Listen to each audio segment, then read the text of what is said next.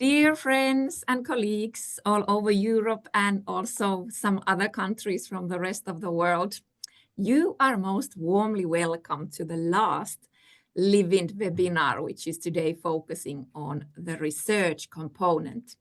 My name is Leena Marsio, and I work as a senior advisor here in the Finnish Heritage Agency, and I'm also the coordinator of the UNESCO 2003 convention. LIVIND has been a wonderful learning experience for us all involved in the project. Acting for a sustainable future is crucial. We all need to ensure the well-being of our planet and future generations. This was the thought we had in mind when we started to plan this project already around 4 years ago. Agenda 2030, the UNESCO 2003 convention, and other conventions showed us the path we needed to follow. However, even as a civil servant, the language is often complex, and we were really wondering, what does this mean in practice? And this is what we wanted to work with the LIVIND project. A year later, in 2021, we started with the project, and we were extremely lucky to get around 20 partners from 9 different countries to walk along this LIVIND path with us. And on top of it all, we got wonderful Elisa Kraatari to coordinate the project. These 3 years have been really valuable for us to take the time to learn about sustainability, Agenda 2030, the SDGs, but also living heritage, or ICH, and from each other. To be able to develop the work around living heritage, we need to invest time and resources to cooperation. Together, we are stronger. I use this opportunity to express my deepest gratitude to our dear partners. Thanks for walking along with us, and also the actor behind those 20 pilot projects supported. Many thanks to the research team. You are really walking hand in hand with us and helping to understand and to dig deeper of what this all is about.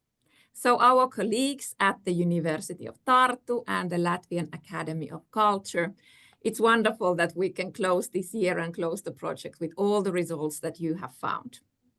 Many thanks to the funders of the project, the Ministry for Foreign Affairs, the Northern Dimension Partnership on Culture, and a special thank you to the Ministry of Education and Maija Lummepuro, who was always there to support and to encourage us.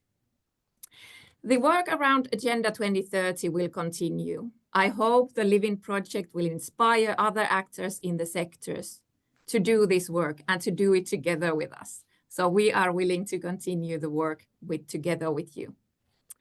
I am now happy to give the floor to dear Elisa to host the afternoon on the research findings. Okay, thank you, Leena. And on my behalf too, welcome to you all, and great to see all the lovely familiar names here appearing again and seeing you all again here online, as we have been so many times before during the LIVIND project. Indeed, we are going to have a nice couple of hours ahead of us, now focusing on the research results that we have achieved during this project. But first, we are going to hear a short greetings from Mrs. Maija Lummepuro. Welcome on board, and please feel free to open your microphone and take over.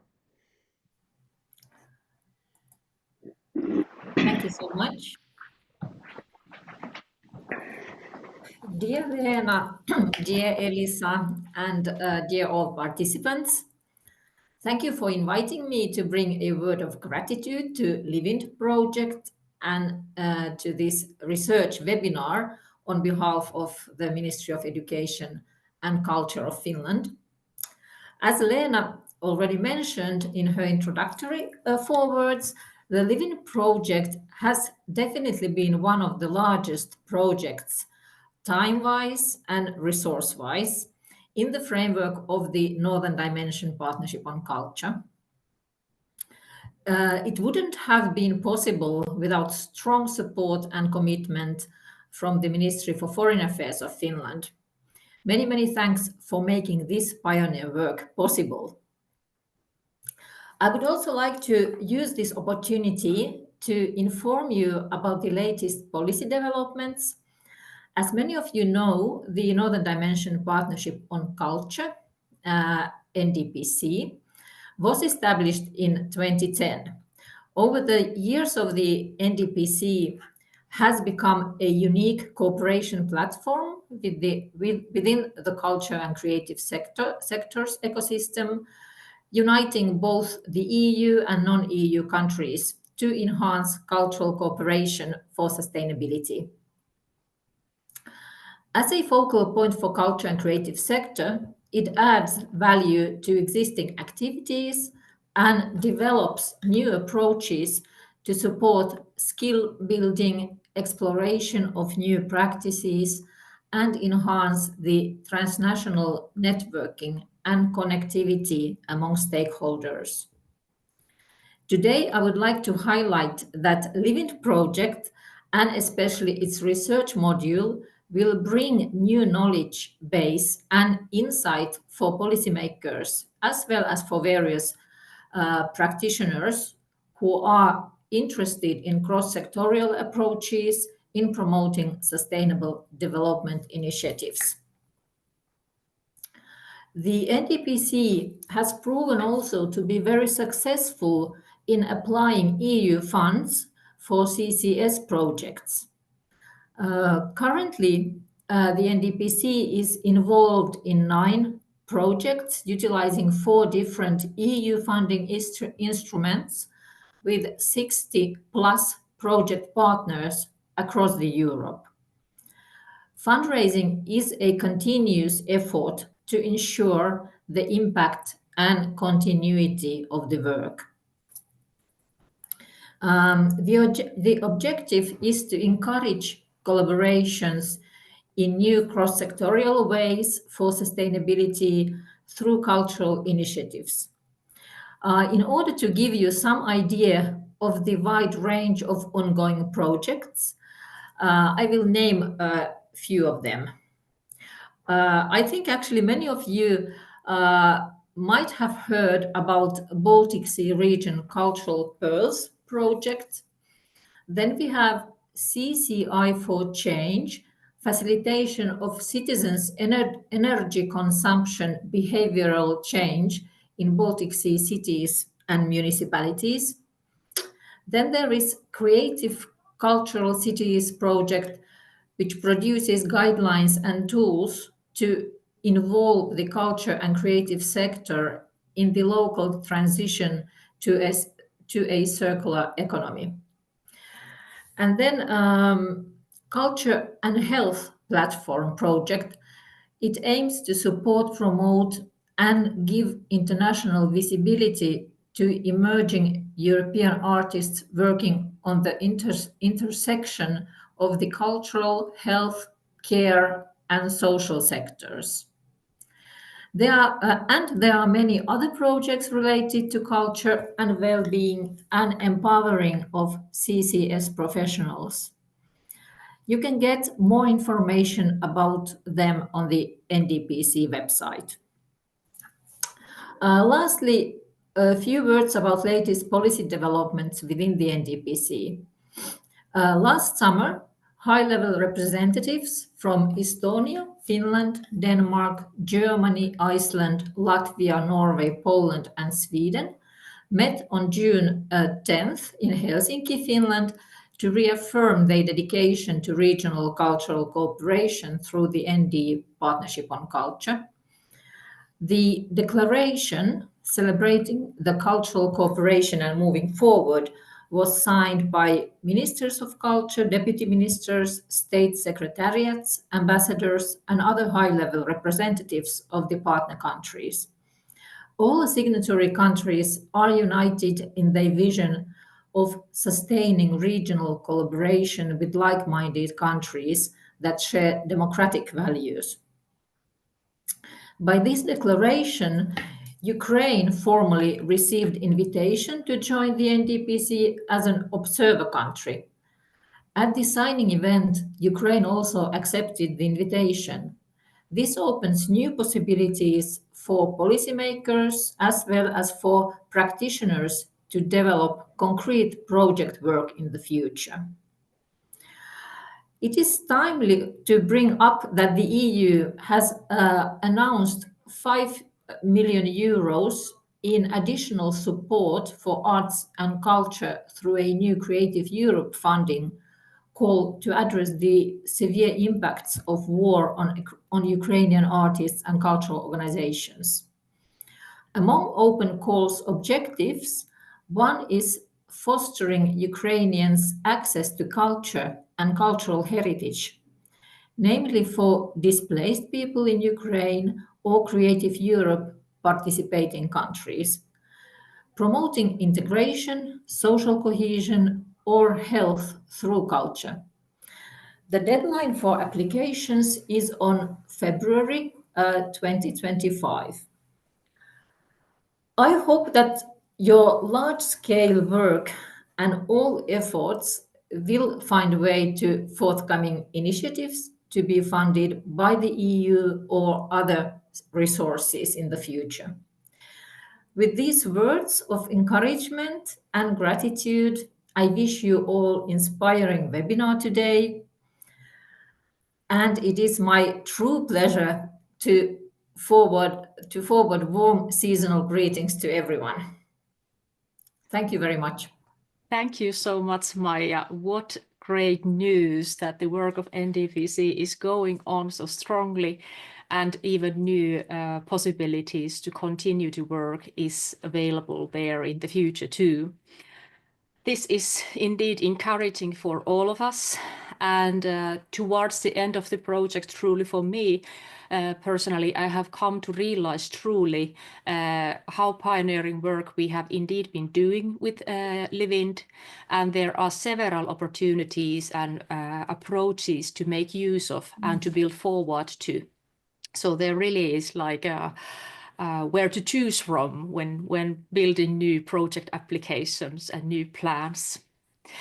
But now I think it's time for us to get to the thing itself and to start this webinar presentations section. I would like to start with a short intro still to the LIVIND project itself, and I will now start sharing my slides from here. I hope you can see them all right. And for many of you, this is already familiar news, but I tell it to you anyway. I wanted to choose here today this kind of a picture to reflect maybe the core of the LIVIND project that we are at and what we have been at all the time. Leena kindly said that it would have been very nice to have a snowy picture of Finland here, and I do agree. But you can see nice snowy pictures of Finland and other Nordic and North European countries elsewhere. But here I wish to underline the core, and I think it's about building connections and continuations, helping us all forward in sustainability thinking. So we are all in the roles of the guides and those little followers who are growing to be like experts of sustainability in living cultural heritage. If there's somebody who haven't yet heard about this, so LIVIND Creative and Living Cultural Heritage as a resource for the Northern Dimension region was implemented from September 2021 until now. The actual project activities ended in May this year, and indeed we were very nicely funded by the Ministry for Foreign Affairs of Finland, especially from the so-called IBA funds or the regional funds for Baltic Sea, Barents Sea, and the Arctic region. We all involved also Nordic countries, Baltic countries, and Poland, including the autonomous areas. This project built largely, of course, on the Convention for the safeguarding of the intangible cultural heritage, all participating countries being members of this convention, and of course on the Agenda 2030 and the Sustainable Development Goals. Furthermore, noticing the UNESCO 2005 Convention on the protection and promotion of the diversity of cultural expressions and the FARA Convention for the goods of cultural heritage and culture for Europe in general. What we noticed in the very first steps of the LIVIND project is that there is so many concepts and abstract conceptualizations and approaches to what we are talking about when we are talking about sustainable development, and especially when we are talking it from the perspective of culture and cultural heritage, and specifically living cultural heritage. So there are a lot of words and concepts. We discussed among us how to approach this whole big combination of matters and issues, and we decided to make use of the UNESCO Indicators for Culture publication that helped us reword and review approaches to sustainability.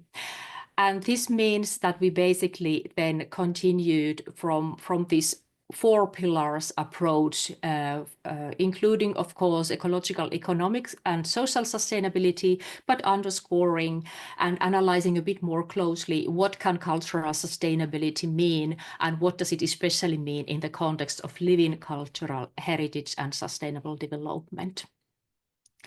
A short overview to the project proceedings. This is how we moved on, and I spent a few moments here. We started off with the kick-off meetings in autumn 21, and we didn't really know what we were heading to when we started this. We called each partner at a time to have a cup of tea and a discussion, and we in this way we developed the method called teacup meetings. It turned out to be a fruitful way of working forward with the project and hearing what our partners wished from it.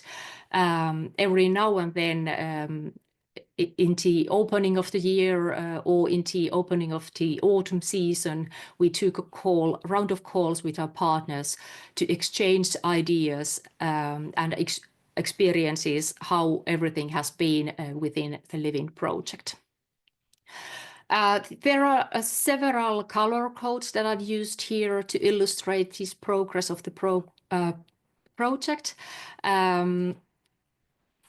So it reflects maybe better that we have been running on parallel lines here, or parallel tracks all the time. Of course, running the actual project proceedings, cooperation and exchange with our partners, then planning these international webinars, which turned into a whole series of them, followed up then still with thematic workshops, and a key learnings webinar there in November last year, yes, still in December, it's last year, 2023. Our research team started already from the beginning doing a little survey on sustainability among our partners, then moving on to analyzing the periodic reports. That was back then a hot topic for each of our partners, because most of us were working on writing periodic reports for UNESCO regarding the 2003 Convention implementation in each country, and our research team made very good use of those reports then. Our partners also organized their own LIVIND local events to spread the word about this project. And And as we had planned together the thematic sessions, we then went on with these webinars where we called together people from all over the world, truly from nearly 40 countries are on my list, where we had participants in these broadcastings, if I may say so.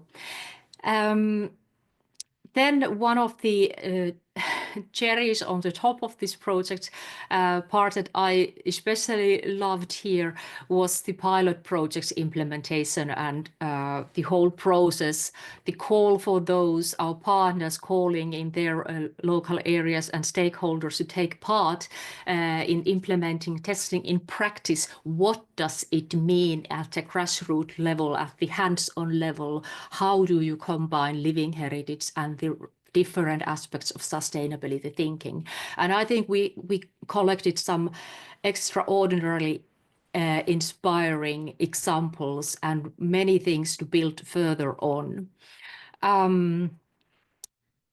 Together with partners from the research team, we then afterwards in January, February this year, run some pilot interviews, this meaning that interviews with the pilot projects, where they had the chance to interact with each other, also compare their methods of action and to reflect on how to do it the next time, or what they learned from this.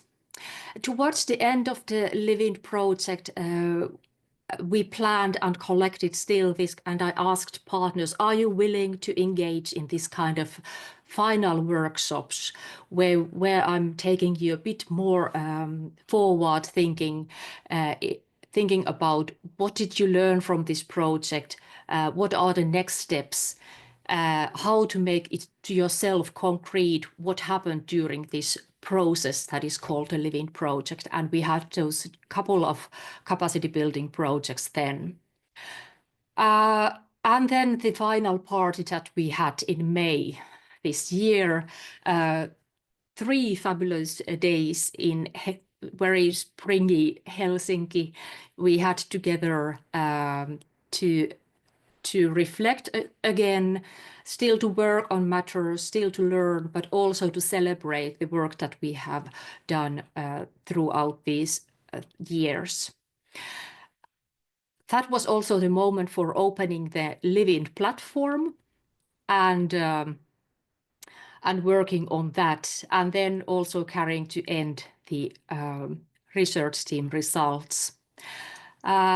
Just to show a couple of pictures from the pilot projects to illuminate that we have truly touched many people through this project, not only thinking that through our partners who have connections to their stakeholders all over, but through the pilot projects, LIVIND project managed to reach truly thousands of people. And it even surprised me, as Leena uses this nice proverb, that even the magician herself was surprised that this was possible through these pilot projects. And it was a very encouraging experience also from the point of view of running this kind of a program of pilot projects. And I would recommend it for other projects also to run if just possible. Finally, I just want to remind you once again about this platform where we have been collecting different kind of materials, of course the materials that we produce through this project, but also what other people and parties, organizations have already produced. There is so much to learn from. There are so many possibilities and tools already out there. It's just about time and opportunities to make use of those tools and knowledge sources that are already there. Well, I might just add this one. Make use of this platform for exploring perspectives to sustainable development, because it does deepen our understanding what it is about and what it can be about in the context of living cultural heritage. But this is all from me at this point, and I will just show you where we currently are. So I have continued my way from the Finnish Heritage Agency to new projects, but indeed LIVIND continues to live in my heart, and it's been a wonderful experience, and I'm very thankful for each and every one of you who I've been able to work with. Thank you so much. Thank you, Elisa. I think we are now ready to hear what the research team has to say, and I might even post the link to the chat, to the materials, to the research paper and policy brief. But it's maybe time to give the floor to Kristin Kuutma, is it? Yes, hello to everyone. And Leena, could you please share the slides? Yes. Thank you. Just a moment.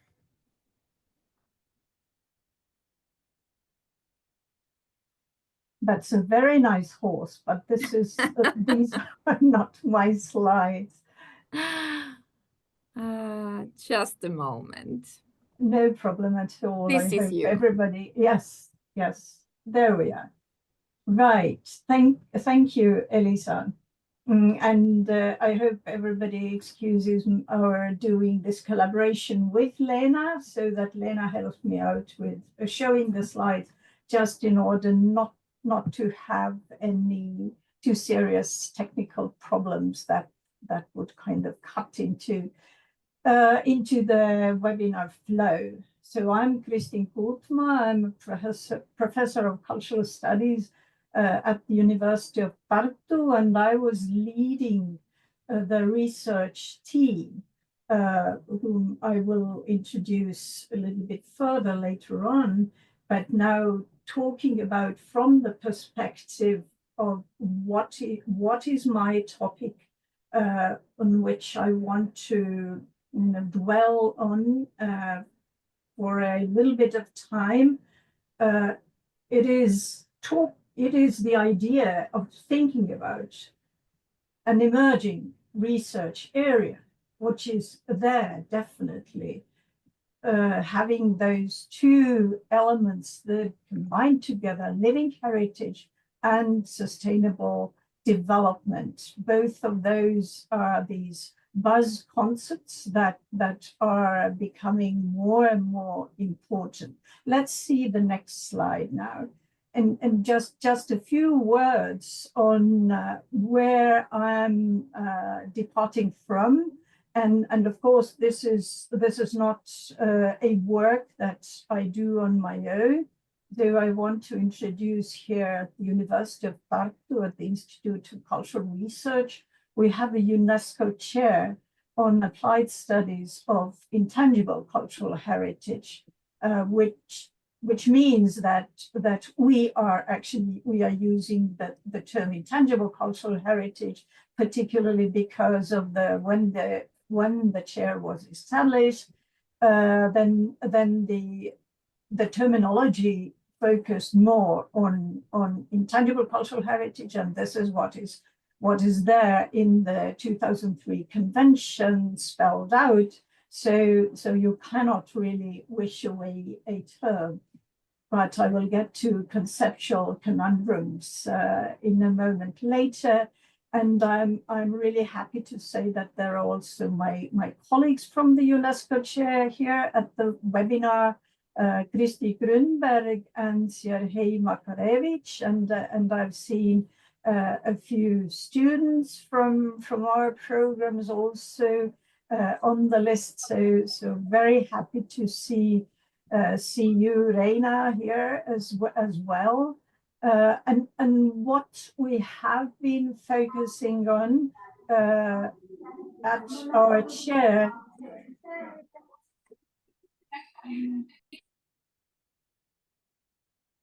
Go ahead.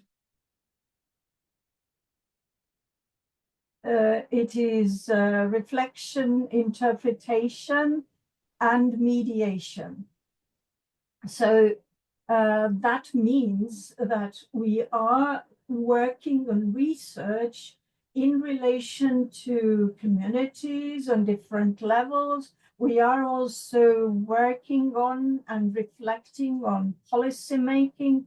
We have an input into policy making, but of course, what we want to do is really try to advance the interpretation of the different aspects that are there on the table. And that takes me to the next slide, please. And so now I'm going to focus a little bit more of what is at stake when thinking about living heritage and thinking about sustainable development.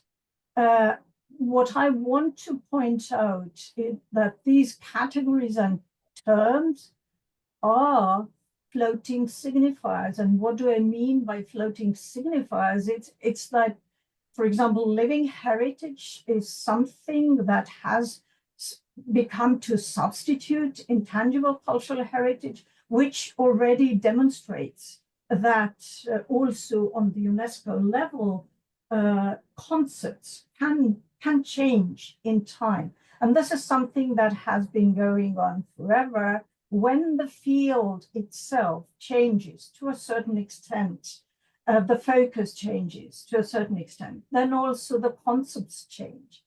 But then what I want to point out is sustainability, or sustainable development, to be more precise, is actually something that is rather abstract. It is huge in its totality, which means that from a human mind, it is not that easy to grasp, but at the same time, both of those signifiers, they are political.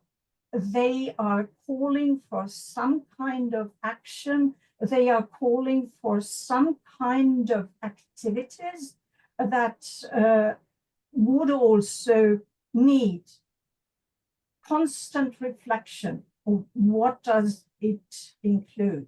And from the perspective on combining sustainable development, I would like to move away from just understanding heritage as something that is expected to be there and sustained forever, all for eternity.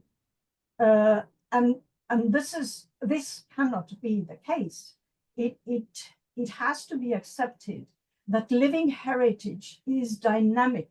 It is changing. It is something that is flexible to a certain extent. But of course, it is always complicated to understand where the flexibility starts from and where does it end.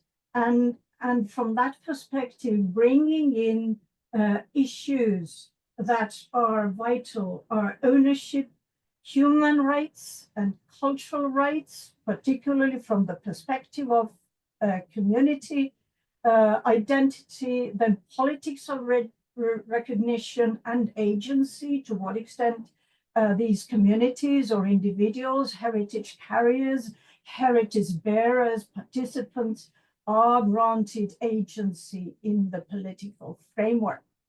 And then the important aspect, what we need to focus on is resource command. So to what extent there is accessibility to resources and how these are played out on the field. So now from the perspective of reflection that we do at the UNESCO Chair at the University of Tartu, we have posed these grand questions. To what extent there is inclusive recognition? To what extent there is redistribution of agency happening? To what extent we recognize affordances, which means entitlements to capabilities for different players on the ground? Yes, I have to use the word stakeholders, but stakeholders is a little bit too limited, criticized from the reflexive point of view today. It is more thinking about people who hold certain rights. And then what about creative initiatives? So which it brings out at large is there has to be a change in mindset, and that is a continuous core for research. Yes, let's go to the next slide, please. And now bringing in the aspect of sustainable development, that was already pointed out by Elisa, that there are 4 dimensions that actually LIVIND project focuses on: economic, environmental, social, and cultural. But again, I need to reiterate that thinking about sustainable development, it is an abstract totality, but what it requires is integration with holistic approach.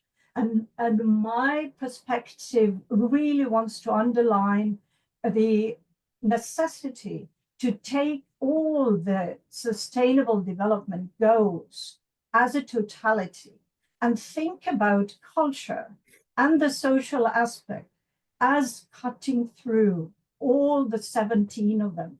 Of course, I need to point out that there are these new initiatives, particularly in the Mondial perspective, of bringing in culture as a goal on its own. But once again, we need reflection there, definitely, and reflexive approach to thinking to what extent culture can be divisive from all the other aspects. So my point of view is culture is all about it. It is all already bringing in the whole idea of sustainable development goals, that the culture aspect, the social aspect is everywhere. So another important issue today are the momentum of emergencies, and this is something we really experience quite fiercely here in the Nordic Baltic region today. So then also climate activism, or actually climate change first. And with that in mind, I want to point out the necessity for positive activism. So active participation in debates, in understanding what we are working with is really important, not just observing what others are doing. And where I want to point out now the change of mindset is that actually when thinking about the LIVIND project, we have learned from the very beginning when we were doing the surveys, debating things between the project partners, is definitely the fact that in Nordic countries, the understanding of sustainable development was taken much more further into social and political thinking in general, and also on policy-making levels, if compared to what was happening in Baltic countries and in the Baltic region in general, the Eastern Baltic region. So what we have experienced through the project is that there can be certain discrepancies, and certain differences in being prepared for the whole agenda or the challenge of sustainable development. Let's go to the new slide. And now here are the research team partners at the University of Tartu, UNESCO Chair on Applied Studies of Intangible Cultural Heritage, and the Latvian Academy of Culture, UNESCO Chair on Intangible Cultural Heritage Policy and Law. And as pointed out already by Elisa, we first started off by doing desk research and the background survey, and then studied the periodic reports for UNESCO that were submitted by living partners, and that was the work basically done by our colleagues in Latvia, and people from our chair who will be talking later on, as will Agnese, about the Latvian experience, will be, well, we have been working more on the pilot project survey, and then forms and interviews, and then also working on the background paper and policy brief that is now available to you. Next slide, please. Now, what already mentioned by Elisa, that there are 4 analytical pillars. I just recap them once again: economic, environmental, social, cultural. And with the economic one, what I want to point out is livelihoods and employment for heritage practitioners, promoting traditional products, as accessibility of resources. Then from the environmental point of view, we did notice the aspect of ecological literacy, responsible use of natural resources, climate change. Then from the social perspective, bridging generational gaps, partnerships and networking, participation in decision making. And then from the cultural perspective, bridging majority and minority cultures, enhancing cultural dialogue, raising awareness on difficult heritage. And that is based now on the pilot projects as well, both the periodic reporting and pilot projects. And what we came up with in Tartu was asking the question, to what extent there is creative approach and novel initiatives recognizable in the pilot projects. And that was a surprise, that actually the pilot projects really were foregrounded projects that were already running and familiar. So, and to what extent the integrative approach? So we posed those questions while doing our survey as well. But you will hear more about those later on. Now, next slide, please. And now a few research reflections that I've put together, lessons learned, but this is based on the work by Kristi and Siarhiej and also Jahal. So what we notice that need to be addressed is the aspect of capacity building, intersectoral networks, and cooperation. And then creating open, inclusive space for dialogue. And in order to really sustain debates, negotiations, discussions. Also, the importance of civil society structures in order to have an integrated approach to living heritage and sustainable development. And the importance of bringing in local level experience. So the formation of local level activism is something that is really encouraged all through the living research results, what we have come up with. Because to global problems, we need to accept that there are local responses and also local answers to difficult issues. And then was pointed out the need to expand the living heritage canon, think, so to say, outside the box. Then also work with two-way communications, because living heritage contributes to sustainable development, and sustainable development principles ensure living heritage viability. And also, not only regulations in managing heritage, we need to think about ethical rules and regulations from the perspective of sustainable development. and living heritage practices. And finally, proactive communication and dissemination that would bring in also the potential of digital tools. Now let's go to the next slide. I want to bring in the new lessons learned that actually happened at the beginning of this month, because in Asunción, in the Republic of Paraguay, there occurred the 19th session of the Intergovernmental Committee for the Safeguarding of the Intangible Cultural Heritage.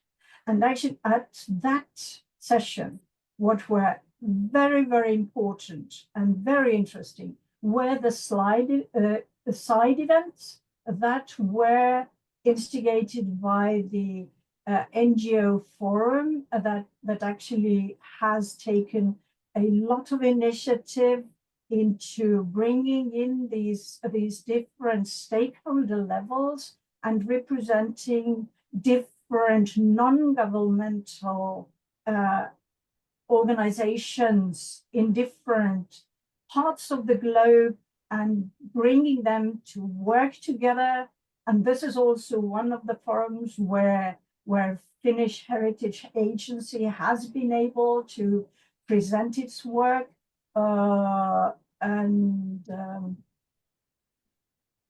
Sorry, kind of a technical complication for me. I hope everything is okay at your end. Yes. And what I want to point out is a very important meeting that was focusing on climate change and climate action. And actually for that meeting, there was presented an expert meeting results and guidance notes for the general intergovernmental committee meeting to debate. And at that expert meeting was participating also a member from our UNESCO Chair, Agnese. But what were the thematic initiatives focused on? So the understanding of living heritage that the expert meeting took on board was focusing on practices and performances, and their engagement both with environments and space and with other forms of heritage, then also living knowledge and practices that draw on the past but address the future.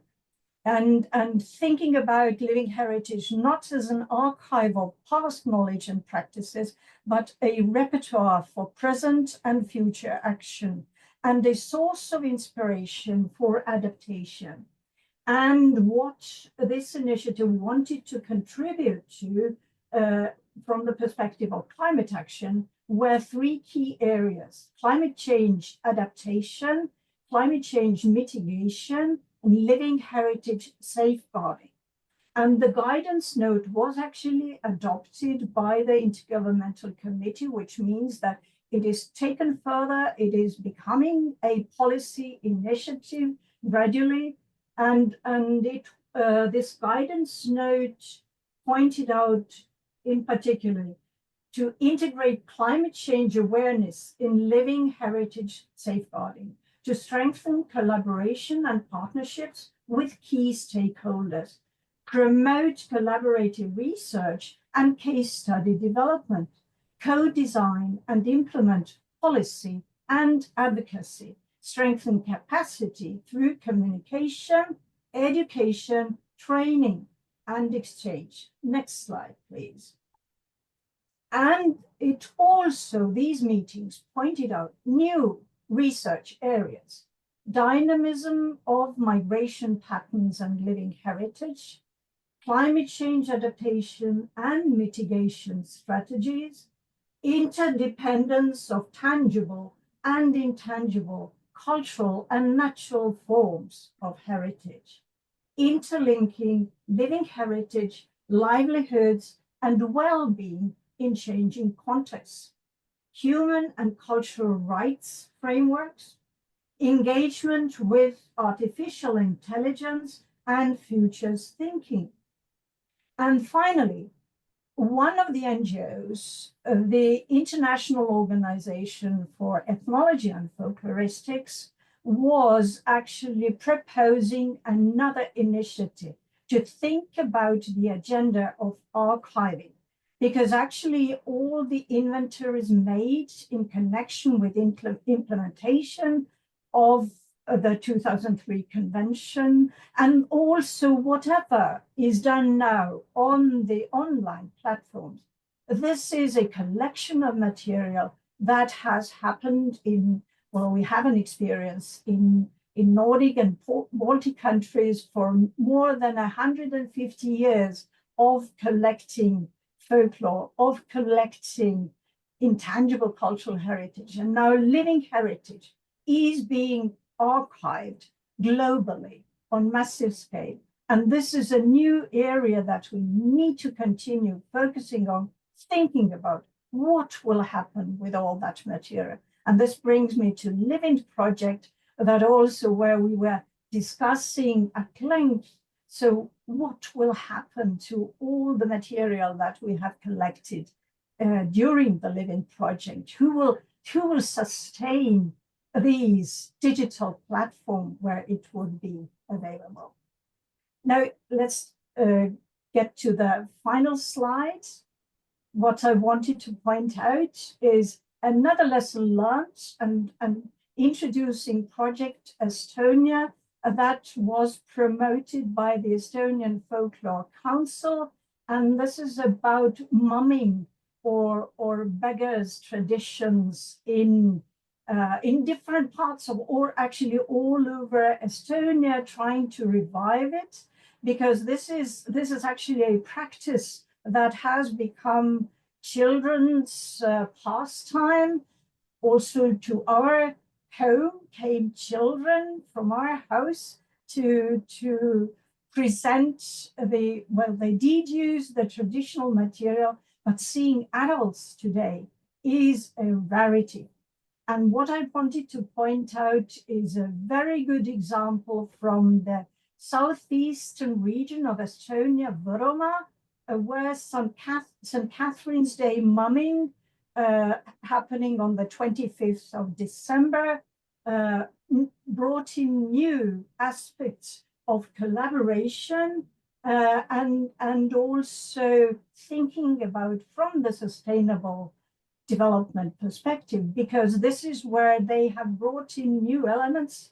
First, the cultural animators from different parts of that region. Well, they have been doing it together already for a few years, the mumming, but now they took a bus to visit faraway places in order to bring the mumming capacity or mumming tradition, revive it, and particularly to care homes in 5 districts, in 5 villages. And they, on one of the slides, you can see them performing for the at one of the care homes. And actually what they did, because the mumming or begging tradition that expects reciprocity, that the host home will donate something for the beggars or mummers, and then the beggars or mummers will extend their well wishes to the residents. And now for the residents of care home, they tied red yarn around the elderly people's wrists in order to signify them being also inclusively incorporated into this well-wishing opportunity. So that was the aspect of reviving heritage, then also having the communal well-being there, particularly in focus. So thank you all for your attention, and I'm also happy to respond to any questions you may have later on. Thank you so much, Kristin, for your presentation. really thought-provoking, underlining the need for more research, more studies on this topic, and also strengthening the idea that we are really here onto something new, and we must proceed with these topics, and we have only scratched the surface in a way, and there are so many different approaches and questions to answer through practices, but also through research. Great work that you have accomplished here, led by Kristin from Tartu and Anita from Riga. Now I think it is time to move forward on in the program. We hopefully have some time for questions in the end, and you are very welcome to drop your questions throughout here through the chat tool. So please make use of that. But now it would be time for Agnese, who grew into an expert on the periodic reports through the LIVIND project. And you indeed are going to introduce us to this topic and tell more about approaches at the state level regarding living heritage and sustainable development. Please welcome Agnese. Thank you, Elisa, for the introduction. It was indeed my pleasure to be part of the research team. And today's presentation will focus on the relationship between intangible cultural heritage and sustainable development. And I will illustrate examples of good practices for safeguarding intangible cultural heritage, which have been identified through the analysis of periodic reports on the implementation of UNESCO 2003 Convention. We can move to the yes. The purpose of the analysis was to provide an overview of a diversity of practices in LIVIND project member states on how sustainable development is enhanced in relationship with intangible cultural heritage, and how intangible cultural heritage supports sustainable development in 4 dimensions: culture, society, ecology, and economy. The analysis according to sustainability dimensions is based on the division of the United Nations 2030 Agenda for Sustainable Development, where sustainable development is based on and initially viewed in the context of 3 aspects: social inclusion, economic growth, and environmental protection. The 4th dimension, a cultural dimension, has been promoted by UNESCO, highlighting the contribution of culture to reaching sustainable development goals. And the structure of the analysis is based on the division of these 4 dimensions, and the indicators of the report form have been considered according to these 4 dimensions. The emphasis in the analysis and especially in this presentation is on providing a diversity of examples on good practices in the Northern Dimension region that ensures sustainability without the ambition to cover all the practices. The dimension of culture and society are often intertwined, and it may be problematic to attribute a practice to only one of these dimensions, as it also includes elements that could be related to other dimensions. Therefore, it has been a deliberate choice to focus the analysis of the cultural dimension on cultural diversity, intercultural dialogue, mutual respect, and the implementation of the cultural rights of communities. On the right side, you can see the sub-themes related to cultural sustainability, including bridging majority and minority cultures and enhancing cultural dialogue, as well as managing shared heritage. And I will illustrate it with some of examples. We can move to the next slide. Thank you. Example from Greenland illustrates how culture dialogue is enhanced through education. The drama and performance education is based on a broad insight in cultural history with particular emphasis on the history of Inuit. For example, part of the curriculum is an extensive introduction to drum dancing and singing and mass dancing. Promotion of intangible cultural heritage can be used to change negative stereotypes on national minorities. For example, the Ethnographic Museum is committed to safeguarding Roma heritage in Poland. The aim is to integrate Roma by invoking the myth of traveler. It also contributes to building the identity of Roma in Poland and giving them an environment where their history and heritage can be freely cherished. Next slide. Yes. This dimension brought at the forefront such aspects as heritage accessibility, inclusion, and participation, the involvement of youth, and building heritage awareness in society through education. Participation and society involvement, including information technologies and intergenerational learning. And now we move to the examples. In Latvia, the Archive of Latvian Folklore of the Institute of Literature, Folklore and Art has an online archive Garamantas, which is a crowdsourcing example, and the intention is on voluntary basis to involve the general public in transcribing the folklore materials. So they are handwritten and they are transcribing, and in Norway, Sami Courtyard fosters intergenerational learning and cultural connections through events involving people with dementia and youth. The aim is to offer activities that people with dementia can master and facilitate meetings across the generations, where older people can pass on the Sami traditions to children and young people in the local community.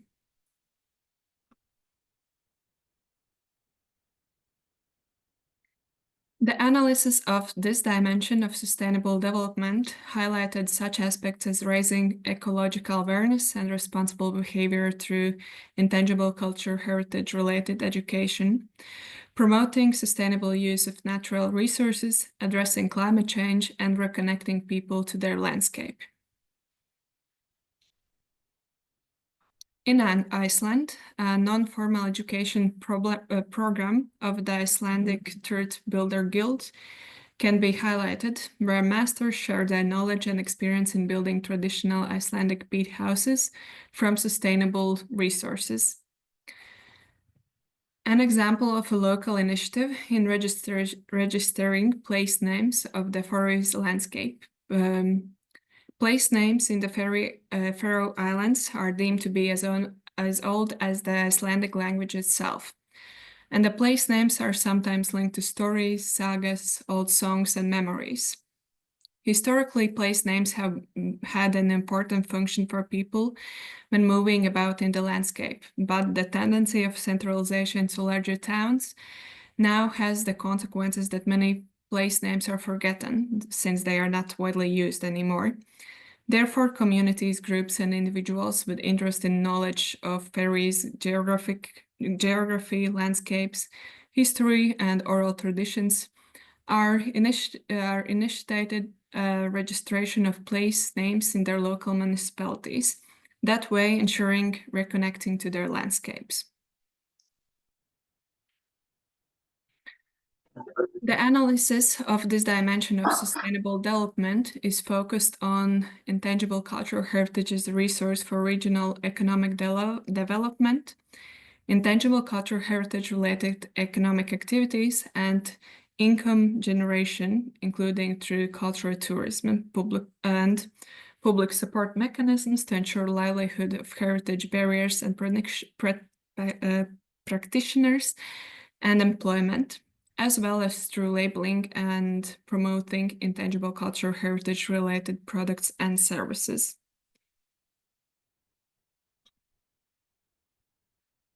Finland has a program, Sustainable Travel Finland, that promotes responsible tourism, including with regard to respecting local intangible cultural heritage. And it makes easy also for international travel trade to identify sustainable tourism providers. It also provides participants with a guides and set of tools to help them qualify for the label. A program worth emphasizing because of the aim to focus on a regional diversity of intangible cultural heritage is the Equal Development Program administered by Lithuanian Council for Culture. It finances culture projects in regions and contributes to a more equal regional development. The program has three aims: the development, the diversity of cultural expressions, to strengthen local cultural identity, and to enhance cooperation. In conclusion, the safeguarding of intangible cultural heritage and its integration with sustainable development have been addressed through various capacity building efforts, awareness raising initiatives, and regional cooperation. These actions aim to foster effective safeguarding practices, enhance understanding the role of intangible cultural heritage in sustainable development, and strengthening networks among cultural organizations. A great example has been LIVIND Project, which has played a significant role in connecting stakeholders across the northern region dimension in Europe, exploring innovative ways for intangible cultural heritage to contribute to sustainable development and sharing good practices. The project's outcomes emphasize the importance of collaboration and the potential of intangible cultural heritage as a resource for long-term sustainability. And we invite you to consult more examples of experiences in the full analysis provided in the annex to the LIVIND background paper that I believe is now available on the website. Overall, the analysis carried out has demonstrated the richness of periodic reports as a resource of information and inspiration for learning about the approaches and experiences in Europe and beyond of safeguarding intangible cultural heritage in a sustainable way. After the Mondial called 2022 World Conference on Cultural Policies and Sustainable Development, we are moving now towards a new format for reporting on safeguarding intangible cultural heritage worldwide. And the UNESCO Chair of Intangible Cultural Heritage Policy and Elävä at the Latvian Academy of Culture has the opportunity to currently contribute to the upcoming UNESCO 2025 Global Report on Cultural Policies. And we would like to take this opportunity to invite all of you to continue to exchange good practices and experiences also in new reporting formats. Thank you. Thank you so much, Agnese. So many new examples that we can learn from through the periodic reports analysis. Please refer to the background paper of the LIVIND project and see its entirety, the great work that Agnese and Nadine did earlier in the phases of the LIVIND project. What occurred to my mind while I was listening both to Kristin and to Agnese relates to this issue of having so many good examples already existing out there, and that we should steer attention to those and analyze them, how they affect different aspects of sustainability. And indeed to move forward in our thinking of transversal approach to sustainability, how these different aspects or pillars of sustainability are actually intertwined together. And indeed, to which extent these different elements of living heritage actually could form the basis for future innovation work. And whereas we could term something like living heritage-led innovation, what would that process look like, and what would those potential outcomes be like? Let's think about that. But now it's time for Siarhiej then to tell more about the LIVIND pilot projects. Welcome, Siarhiej.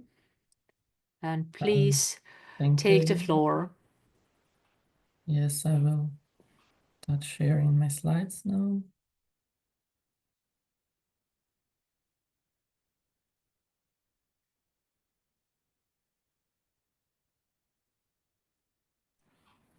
Okay, so I'm Siarhiej Makarevich. I'm a junior research fellow at the UNESCO Chair on Applied Studies of Intangible Heritage at the University of Tartu. And as part of the research team, we've been working together with LIVIND projects. And today I would like to focus on one of the important parts of the project, on the pilot projects that were funded as part of LIVIND.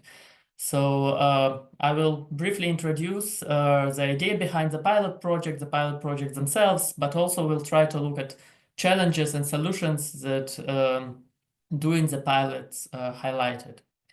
So why pilots? So the idea behind the pilots was to raise awareness about living heritage and sustainable development, to strengthen the links between safeguarding living heritage and different aspects of sustainability.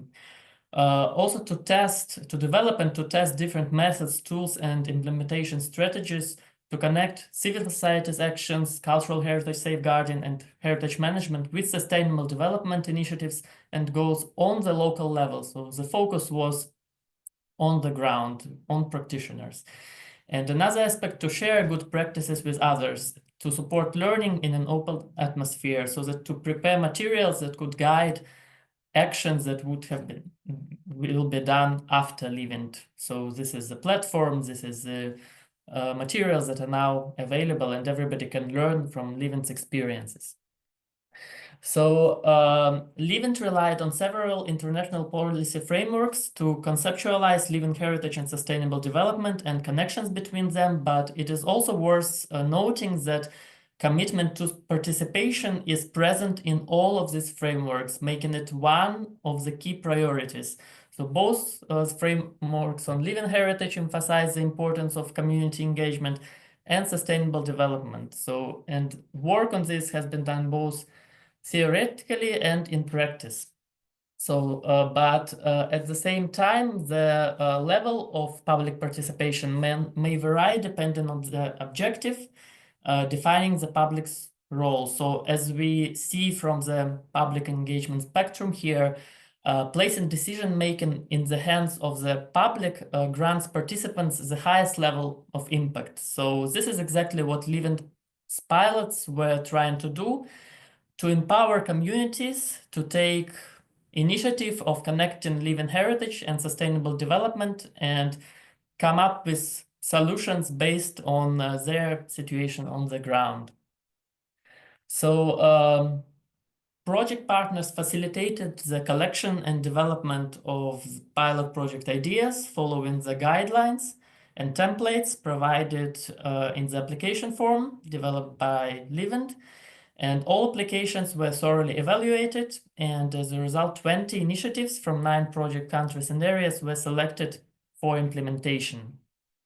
So here you can see where pilot projects came from, and they represent a broad variety, both in terms of geography, in terms of topics. And now I will provide a brief overview of the pilots to give you an idea what kind of issues they were dealing with and how.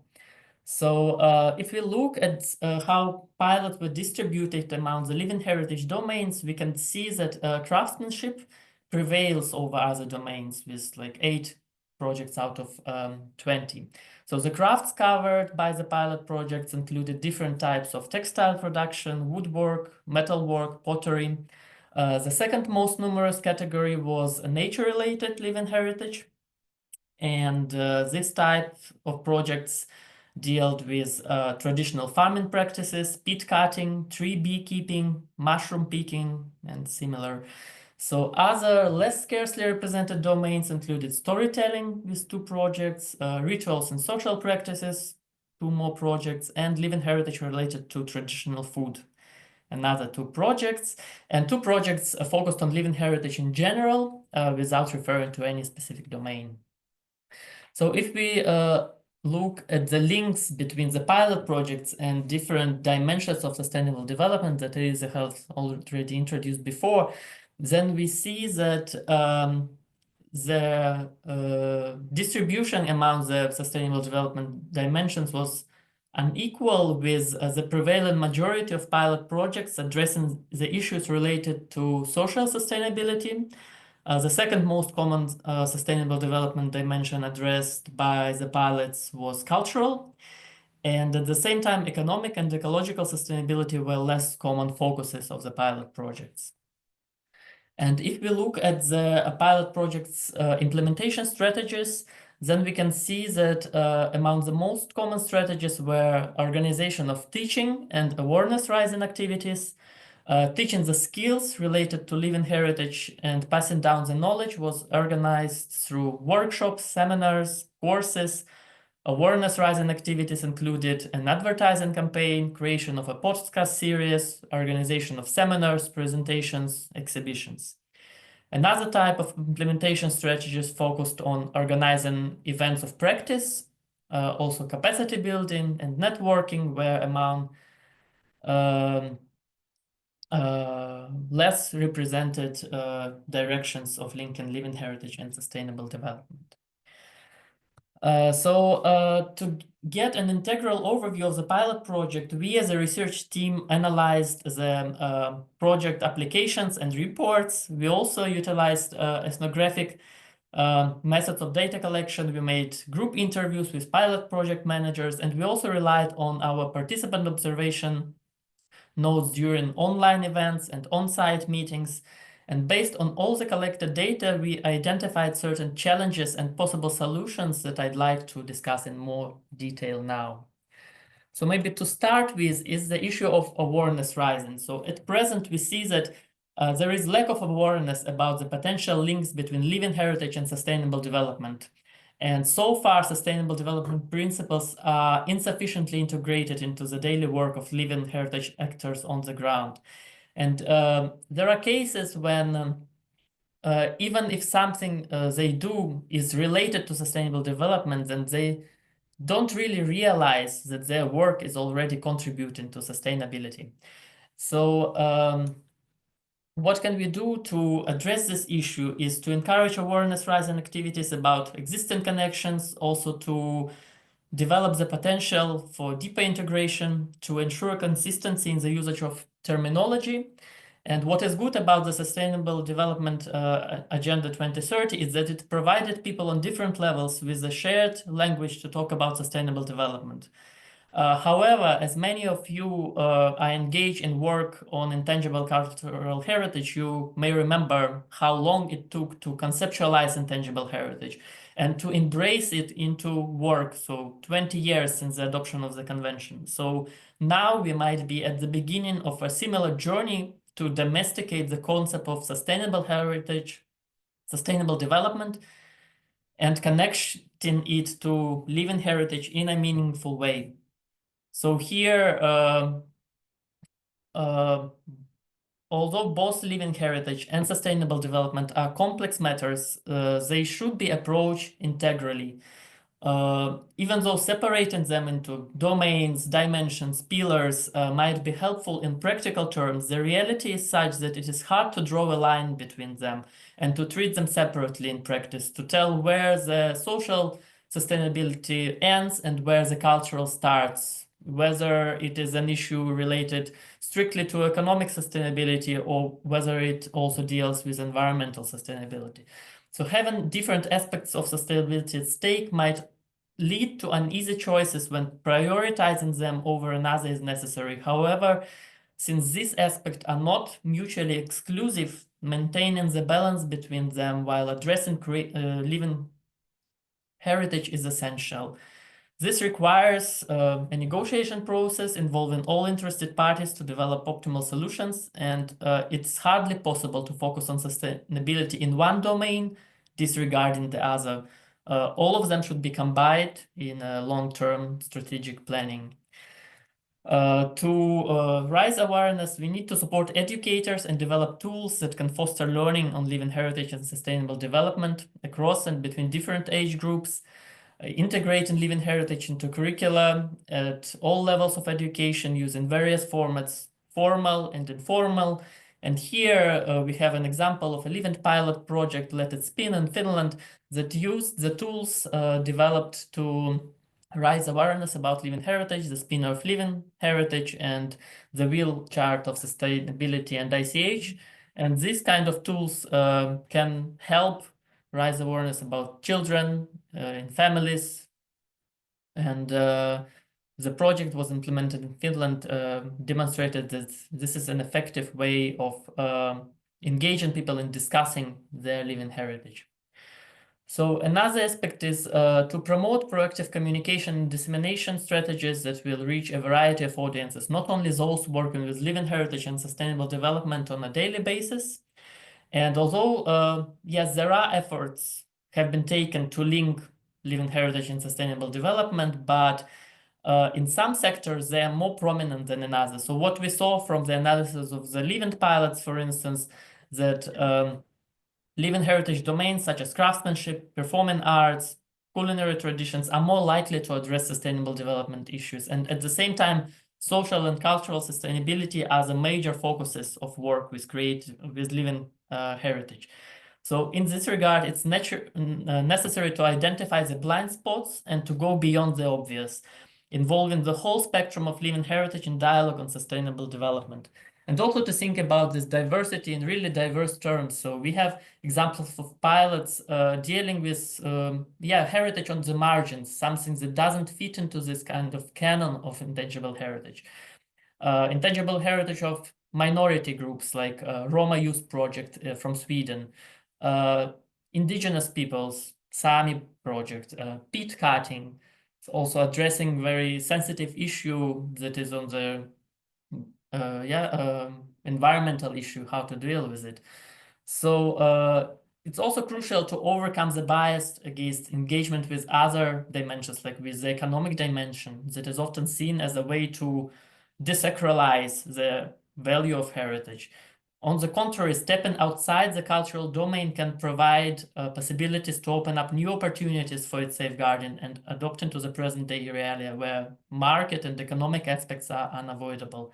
So this relates to the engagement of stakeholders from the economic sector, creative industries, and the broadest possible involvement of representatives of different sectors in general. We might also consider using various channels and spaces to disseminate information about living heritage and sustainable development. And here we saw how pilot projects entered those different spaces, like museums, pilot projects from Norway, from Greenland, libraries, another pilot project from Latvia, travel kitchen at the music festivals, again in Latvia, or even online, a podcast series developed in Finland. And to reach those different audiences, sometimes we might think, in terms of not providing just equal opportunities for everybody to involve, but to think about it as about equity. So maybe sometimes we need to take another step or 2 or 3 towards those groups who are not yet involved into work on living heritage and sustainable development, to provide them the understanding that their heritage is also important, and they should also be part of this broader movement. And also important and unavoidable now to explore the expanding technological potential of digital platforms and digital tools. So we had a project conducted online, podcast series that everybody now can access and listen to, but also Living's materials. All the webinars recordings are available on the platform, and now everybody interested can revisit them and learn in an asynchronous way.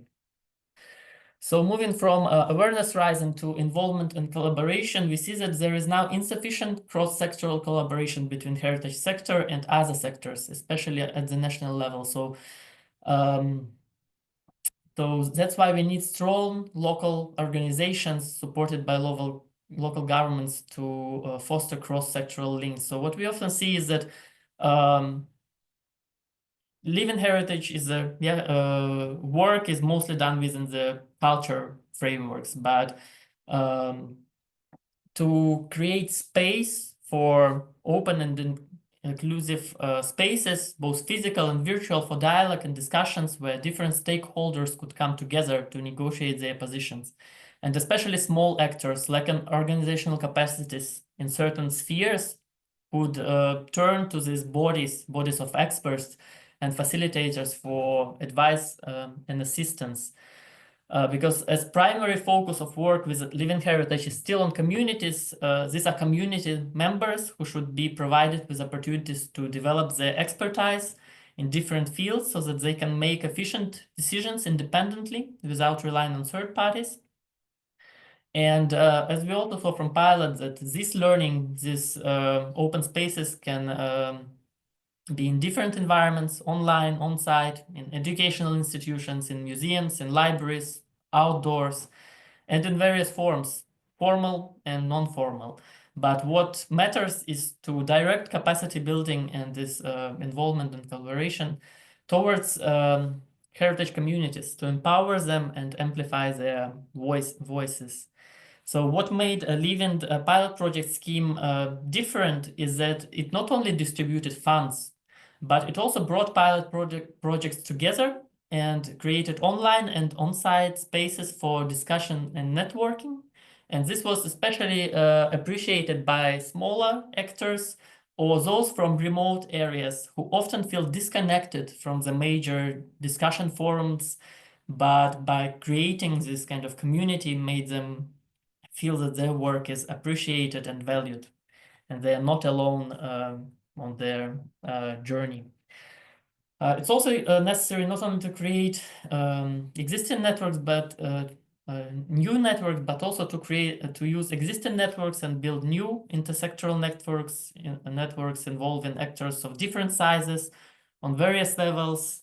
For example, heritage communities, binding them with academic experts, with business professionals, policymakers, to facilitate synergies within and between networks. And here, again, LIVIND as a project was a good example of that, bringing together online and on-site people representing different sectors. And it was not only a professional network, but it also fostered informal communication and contributed to the development of interpersonal relations and community building. So by using these creative and dynamic activities during online and in-person meetings, a safe space was created and respectful environment for the exchange of ideas and opinions. And on the local levels, for example, the sustainability for the Mushroom Festival in Lithuania also brought together different actors to brainstorm, to think how to make the festival that has been running for several decades already, how to introduce the aspect of sustainability into it, how to balance between the interests of different stakeholders involved into its organization. Moving from just talking about things to doing things to empowerment. So now we see that there is still insufficient connection between living heritage and sustainable development on the ground. Although in the international policy framework, these issues are present, what we see in practical work, it's still not, there is still a gap there. And actors are often limited in their resources. Grassroots initiatives are the most precarious, in the most precarious position, being strongly reliant on project funding. So there is also an issue with existing project funding schemes that expect results and implicitly encourage celebratory approaches over critical and limiting the innovative potential and kind of discouraging the testing of new approaches. To address this, yes, we should encourage the engagement of local stakeholders and support their agency by building these civil society structures that will ensure the integration of living heritage and sustainable development on the local level. Develop local stakeholders' capacities to independently design, implement, and evaluate these activities on living heritage and sustainable development. But it's also important that these capacities are developed before action starts, so that the actions will be informed by the knowledge and experiences that have been gained. And here, the potential of applied research, of research contributing to informed actions on living heritage and sustainable development is undeniable. And here, where actors on the ground can maybe cooperate more with research institutions. But it's also important to think who is addressed, who is being empowered, because the main focus should be on communities, on actors on the ground. But what we saw, for example, from the pilot project, if you look at the profiles of organizations who implemented the pilots, we had a lot of high-profile organizations active in the heritage field for years, for decades. And on the one hand, for the purposes of living, this was maybe a benefit to invite these highly experienced organizations to share their experience, to propose these new ideas.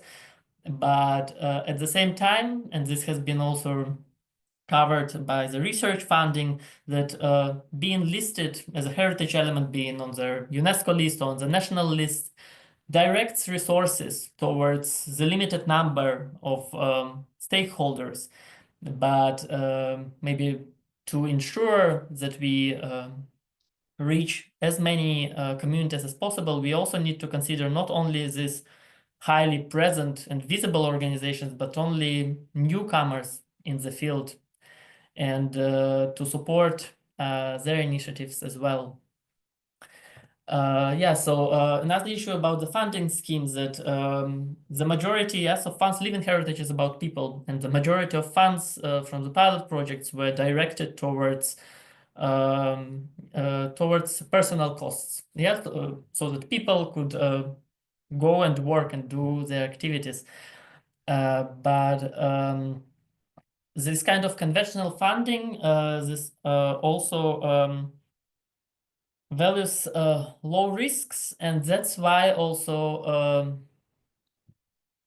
by doing the shortcoming of engaging into project based activities is that there is an implicit bias towards presenting your results, justifying the use of resources that was invested. But maybe if we think about the field of sustainable development, living heritage as a emergent field, and if we think that the funding scheme should be more similar to startup funding, when we take high risks and we are not afraid of testing new ideas by investing, like, I don't know, leave it distributed fairly small amounts of money, and testing those ideas without implying or expecting that all 20 of the pilot projects would turn out to be good practices, but also taking these opportunities as a learning opportunities to learn from, not only from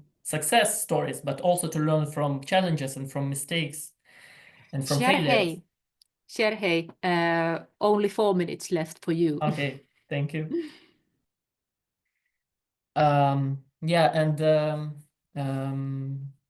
Another thing what we discovered is the importance of monitoring and evaluation, because the data is lacking, and how to get this data. We utilized different research methods. We looked at written data, at project applications, at project reports, but we also did interviews, and we engaged with people and asked them about their experiences. And we see that to be able to evaluate only written data is not enough. So we need to utilize other approaches, reflexive approaches, because project-based activities somehow are not given a lot about these challenges and what could be the way forward. So we got more insights from doing interviews with project managers than from reading their reports, where they were trying to avoid any sharp angles and to present everything in a more positive manner. So encouraging stakeholders to engage also in the evaluation, to be reflexive on what they do, why they do, and maybe encouraging reflecting on their own practices.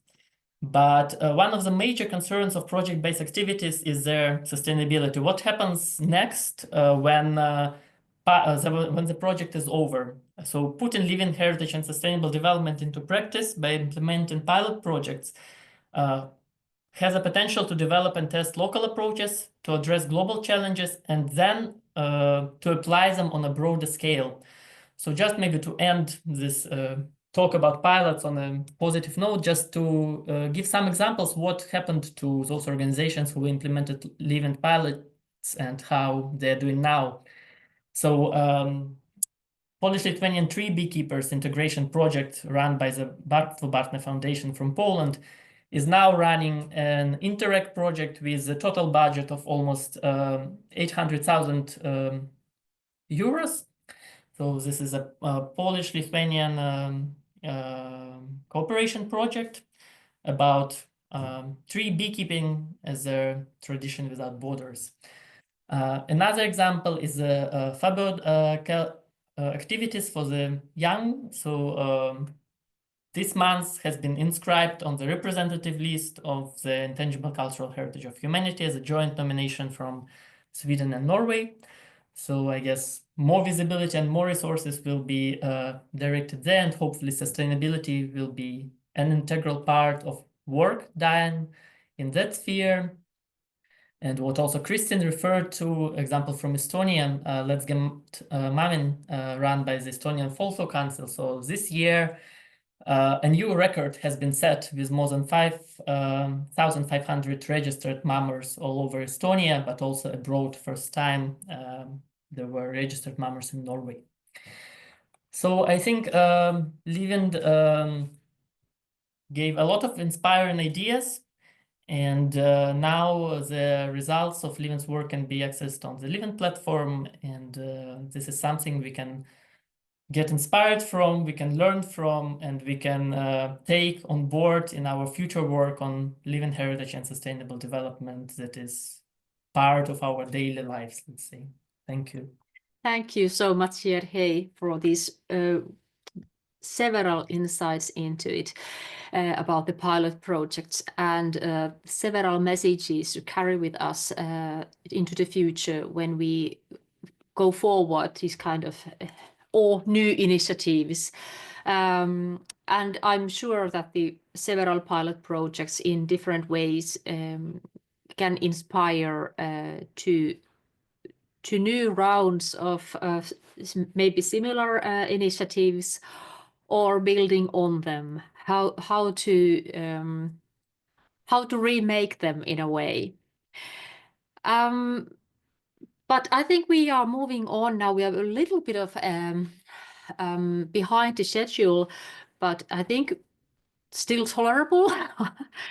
So let's have a few comments on all this now from Harriet Deacon, who has been our godmother of the project throughout the years now.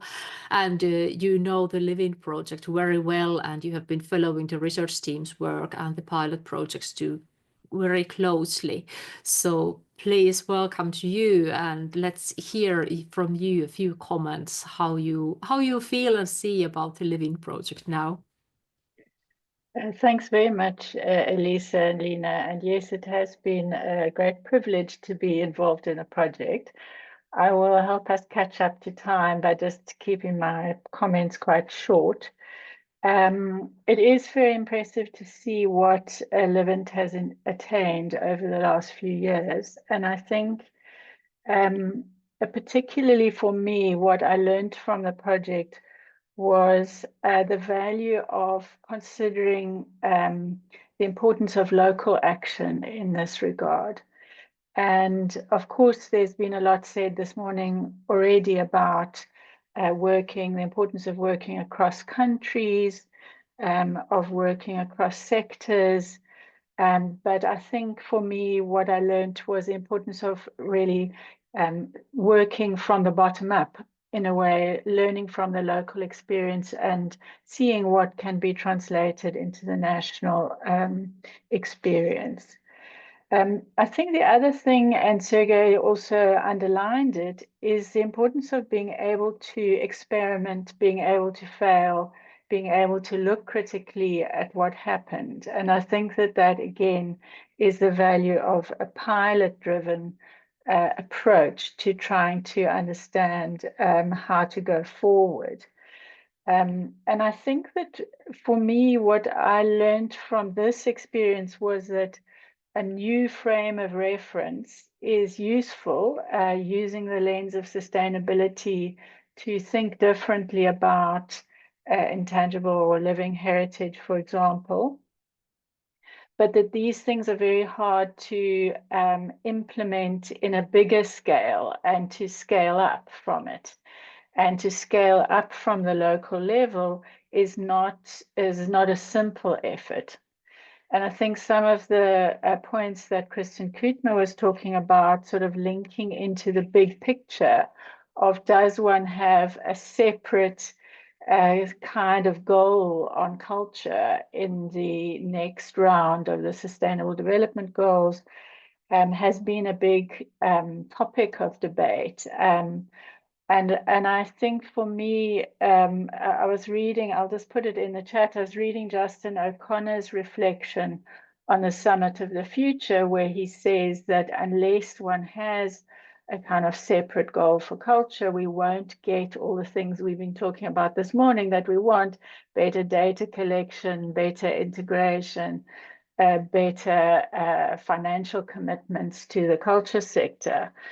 But at the same time, I think that what the LIVIND project shows is that we can still benefit from this integration at the local level, whatever's happening with the next round of the SDGs. And as Kristin Kuutma says, if one sees culture as transversal, you know, is that enough? Or do we also need these separate goals? I think this idea that there isn't much of a difference and one can't easily distinguish the several pillars of sustainable development that already exist is a reminder of the need to always consider the links and the transversality of all these different topics. So if I can just end by saying that I think that particularly the analysis of the periodic reports in the LIVIND project is a very good reminder of both the importance of considering the instrumental value of culture and living heritage, but also, on the other hand, that it's not reduced to its instrumental value. And that these kinds of questions do need to be considered carefully, not just at the national level when one's gathering data on the link between living heritage and sustainable development, but also at the international level when the periodic reporting structure is being reframed in the next few years in UNESCO for the convention. And also these issues are being considered in the development of the Mondial Cult reporting. So I do hope that LIVIND will also be able to contribute some of the insights into those processes that are happening at UNESCO, because I think your experience of hunting in great detail through the periodic reporting is very valuable for that exercise. So if I can just end by saying congratulations. I think it's been a very interesting process, and you've really come to, I think, some new insights into this relationship, and hopefully you'll be able to contribute not just to the question of reporting, but also to the question of conceptualizing this quite complex relationship. So I'll end it there. Thank you. Thank you so much, Harriet, for the comments and feedback too. Always lovely to hear that. We now have some moments for comments and questions furthermore that you might have. But I first throw the ball back to Leena and ask maybe you if you have something on your mind that you would like to say at this point, and maybe co-assist me with this, the part we have rest. Thank you so much for the presentations. In the last few days, we've been wrapping it up with the research paper and been really busy with that one. So it was really nice now to sit down and hear you guys summing it up. And we are so grateful for all the cooperation with you.